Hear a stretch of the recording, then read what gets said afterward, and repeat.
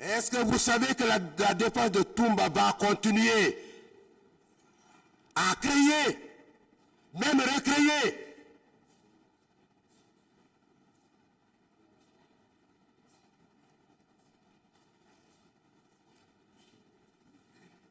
des éléments en vue de tenter d'induire le tribunal en erreur? Vous le savez? J'en suis conscient de ça. Mais pas ce tribunal. Ce tribunal est vigilant. Je vous l'apprends. Monsieur le Président, est-ce qu'un seul accord, puisqu'ils ont pris soin de prendre un huissier à l'effet de dresser ce prétendu procès verbal de transcription, est-ce qu'ils ont produit au débat, ici, l'accord dont s'agit? Non, maître. Est-ce que vous ne pensez pas que, pour ce seul chef d'ailleurs, qui me semble fondé, Monsieur le Président Dadis, ils ne se sont pas fait piéger? Tout à fait. Ils n'ont pas mis à nu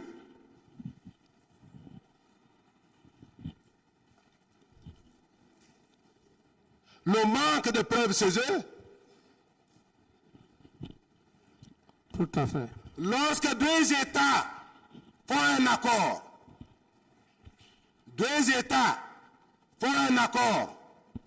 oui ou non, cet accord doit être contenu dans un écrit. Tout à fait. Est-ce que selon vous, si cet accord a effectivement été réalisé, les éminents confrères qui assurent la défense de M. Toumba Diakité ne l'auraient pas produit? Tout à fait. Ils auraient produit pour asseoir la conviction du tribunal par rapport au contenu de leur prétendu procès verbal de transcription. Oui ou non, monsieur le Président Dadis? Oui. Ne l'ayant pas fait, selon vous, oui ou non, il s'agit d'un montage? Tout à fait, maître. Oui ou non, le même complot qui vous a fait évincer du pouvoir persiste encore? Oui, maître. Oui ou non, les mêmes comploteurs sont en train d'organiser et de poursuivre la réalisation de leur forfaiture, Monsieur le Président? Oui, maître.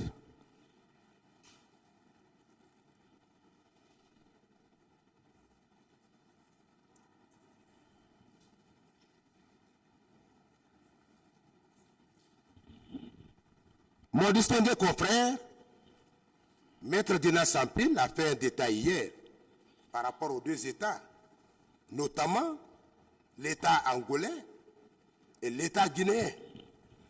Comment l'État guinéen, à travers le premier président de la République de Guinée, paix à son âme, feu Ahmed Sékou Touré, le peuple de Guinée a participé à la décolonisation, à la lutte de l'indépendance de l'État angolais. Il l'a dit hier.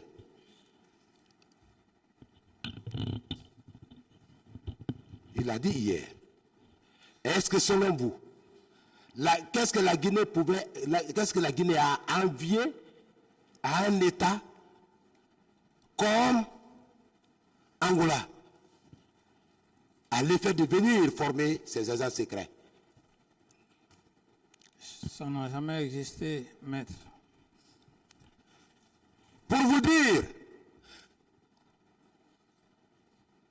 que c'était dans une intention nuisible, dans une intention destructive, que le nommé Sarli a soutenu, que vous n'avez jamais été à la présidence. Dans son écrit, hein. Il dit que vous n'avez jamais été à la présidence.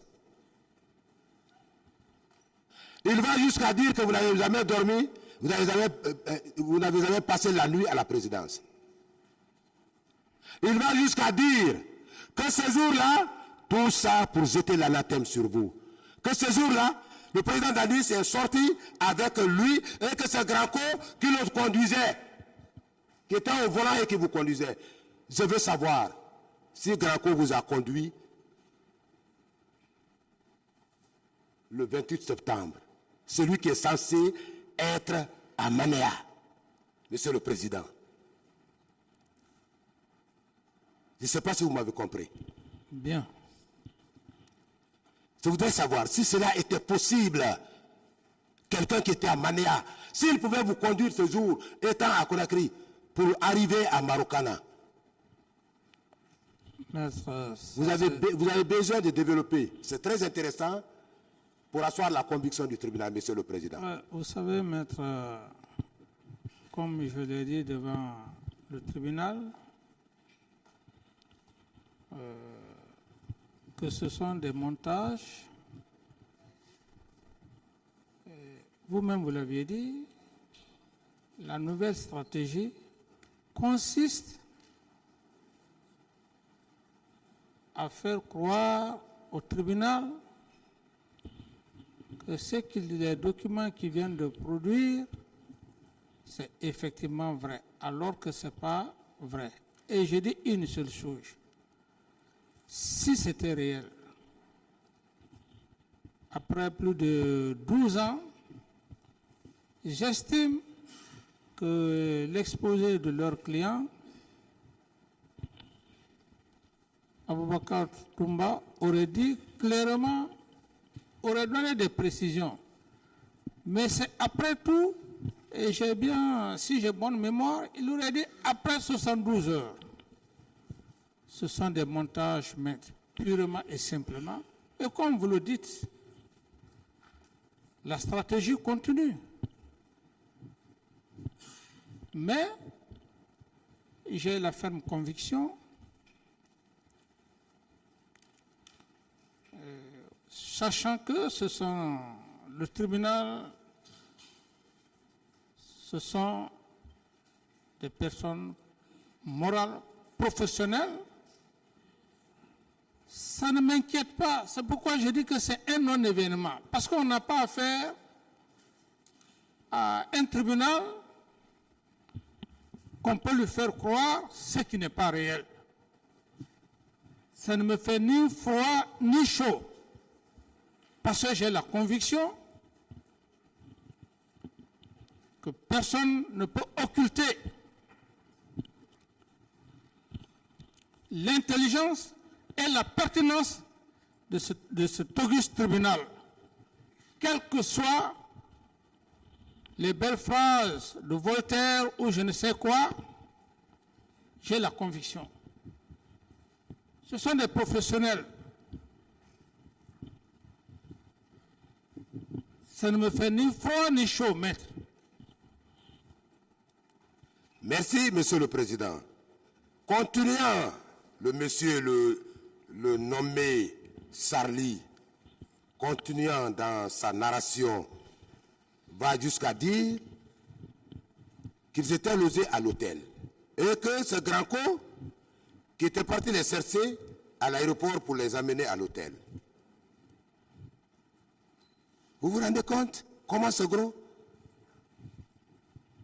Granco ne m'a jamais conduit.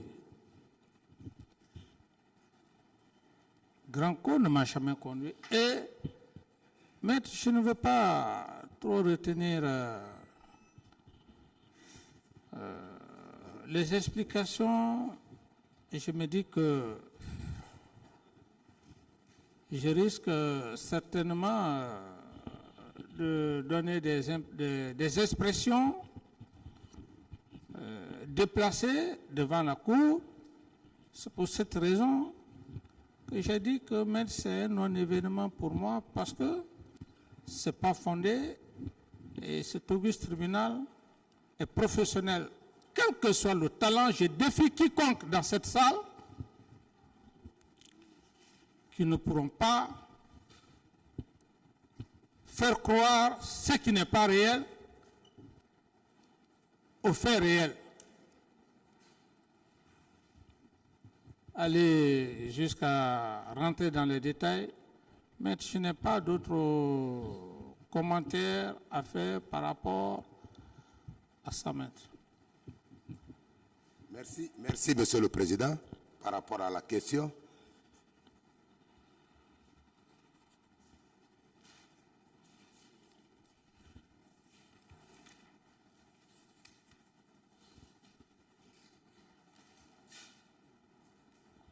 Je voudrais revenir à une des questions posées par mon confrère, un des confrères de la partie civile, portant sur l'irrationnel, notamment le fétichisme.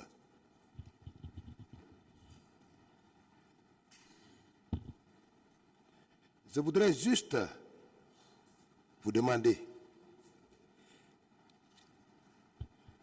est-ce qu'en vous demandant sur le fétichisme,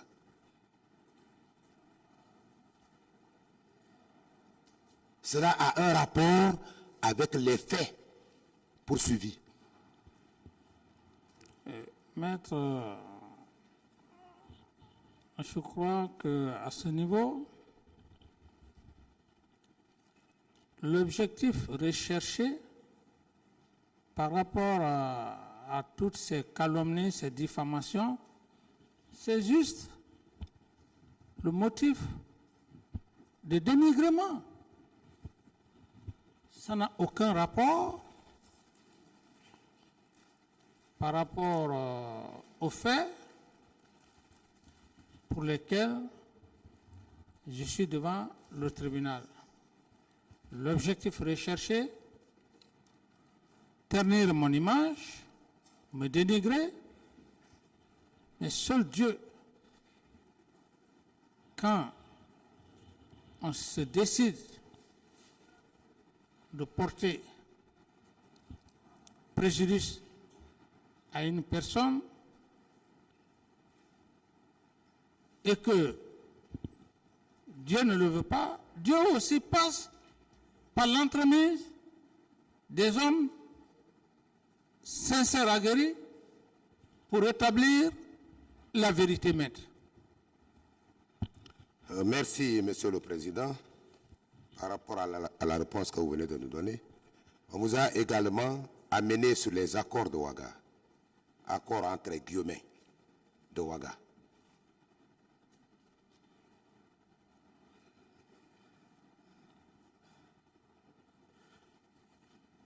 Selon vous,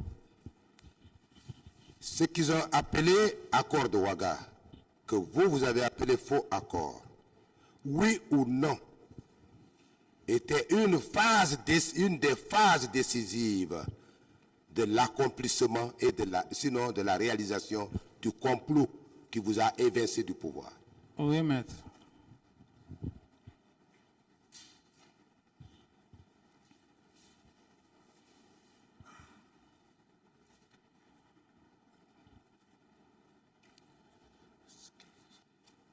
Voilà. Parlant des victimes de viol,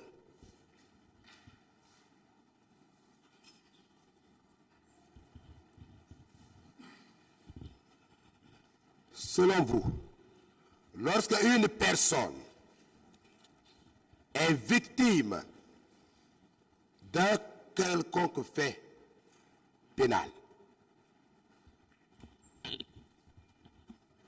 et que une commission, comme ce fut le cas des événements du 28 septembre, une commission a été installée à l'effet d'auditionner, de recevoir chaque victime. Selon vous, parlant des cas de vol, ces victimes-là devraient être les premières dans la précipitation totale de se rendre devant la commission d'enquête nationale ou internationale, oui ou non? Oui, maître. Vous êtes victime d'une infraction. On crée une institution à l'effet d'enquêter. Oui, maître. S'ils ne le font pas, on peut vous reprocher ça? Aucunement pas. De là, on est arrivé à la situation des issues. Une issue serait située derrière votre appartement. Vous avez été très content par rapport à la réponse que vous avez donnée hier. Vous avez dit, même au village, les cases des parents ont toujours une issue arrière. Oui ou non, vous maintenez cette déclaration? Oui, je maintiens, maître. Dans d'autres États d'ailleurs, un président de la République n'est pas n'importe qui. Il ne peut pas être logé dans une maison où il n'y a pas d'issue, de plusieurs issues d'ailleurs. Même dans nos bureaux, il n'y a pas d'issue arrière. Dans les bureaux. Oui, tout est possible, maître. Même le bâtiment, moi, mon bâtiment, il y a issue arrière. C'est concret, maître. À moins que l'on soit un mauvais architecte. Sinon, si on est vraiment un bon architecte, il faut toujours avoir l'issue de secours. Oui ou non? Oui, maître. Qu'est-ce que l'issue là a à voir dans ce procès, selon vous? Avoir une issue arrière, cette issue arrière est constitutive d'une infraction? Est-ce que c'est un crime? Est-ce que c'est un délit? Est-ce que c'est une contravention? Oui ou non, il ne s'agit pas d'une infraction. Une issue n'est pas constitutive d'une infraction. Oui ou non? Oui, ce n'est pas une infraction.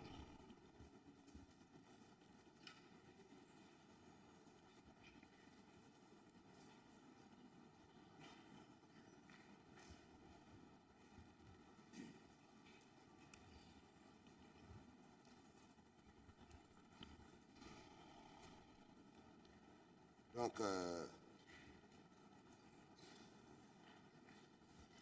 Monsieur le Président, je termine en vous demandant de faire une précision par rapport à une situation. Par rapport à une situation. Je voudrais que vous précisiez à l'attention du tribunal qui a besoin d'être convaincu. Le tribunal qui a besoin d'être convaincu que vous n'êtes pour rien à ce procès. Vous n'avez aucune responsabilité pénale dans ce procès. Je voudrais que vous précisiez ça à l'attention du tribunal, qui a besoin d'être convaincu sur votre situation pénale. Oui, mais comme je l'ai dit,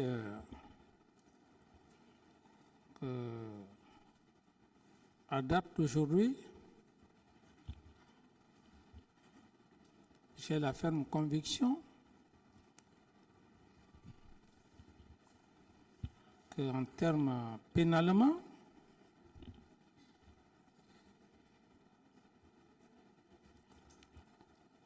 tout ce que les gens sont en train de dire, j'ai la conviction juste de la patience afin que le président du tribunal et assesseur fasse la lumière. C'est comme tout examen. Il y a des moments, quand vous faites un examen, vous vous rendez compte si vous devrez réussir ou pas. Vous faites cette petite analyse. Ici, c'est un examen. C'est un examen. Depuis le début du procès, je suis en train d'apprendre. C'est un examen pour moi. Donc, j'ai la ferme conviction que ce tribunal, personne ne va l'occulter de sa ferme conviction.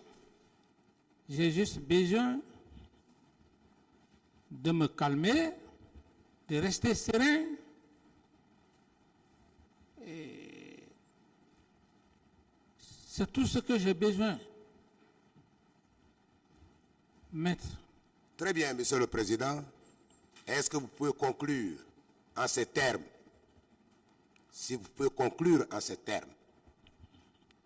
Monsieur le Président, distingué assesseur, je ne suis pour rien par rapport aux événements du 28 septembre. Un. Deuxièmement, je ne suis pour rien. Je n'ai jamais donné l'ordre à aucun militaire, à aucun citoyen de se rendre au stade du 28 septembre, où vous n'étiez d'ailleurs pas conviés. C'est deuxième. Troisièmement, Monsieur le Président, j'ai besoin de votre clémence. Monsieur le Président, j'ai besoin que justice soit faite. Je vous remercie, Monsieur le Président. Est-ce que vous pouvez conclure comme ça, à l'attention du tribunal? Oui, comme je l'ai dit, maître, que j'ai la ferme conviction que je suis devant l'honorable président et assesseur pour la manifestation de la vérité et que consciencieusement, je n'ai donné aucun ordre à qui que ce soit. Encore mieux, personne ne m'a vu donner des ordres.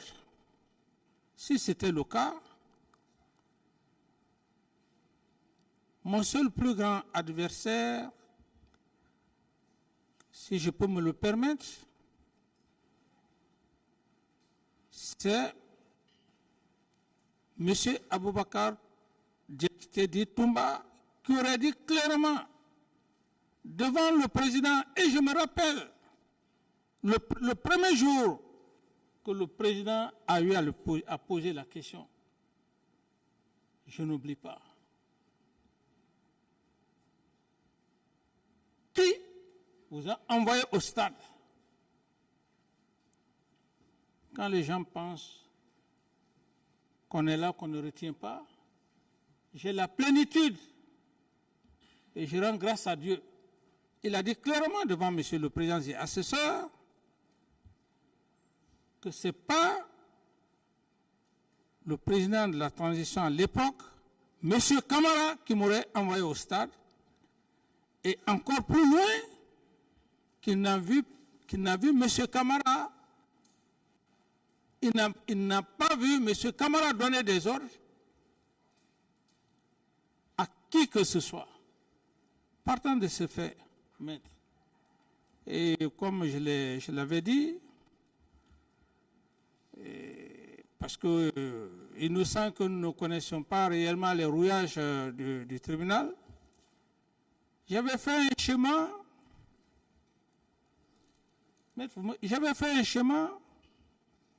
croyant que j'étais aussi un peu pénaliste, mais je fus recadré. Mon schéma consistait que je reste dans le cadre, les faits pour lesquels je suis devant le tribunal, complicité. Mais par la sagacité de l'auguste tribunal, je fus recadré. Autrement dit,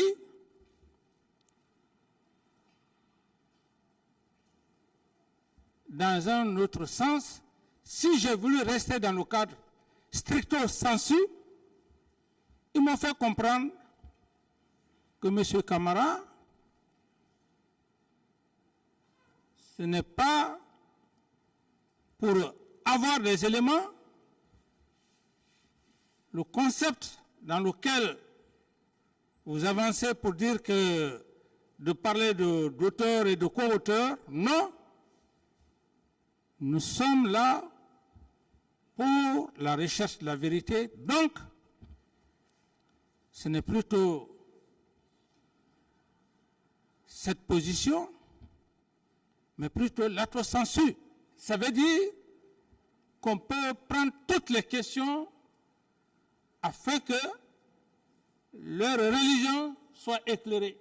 D'autres questions?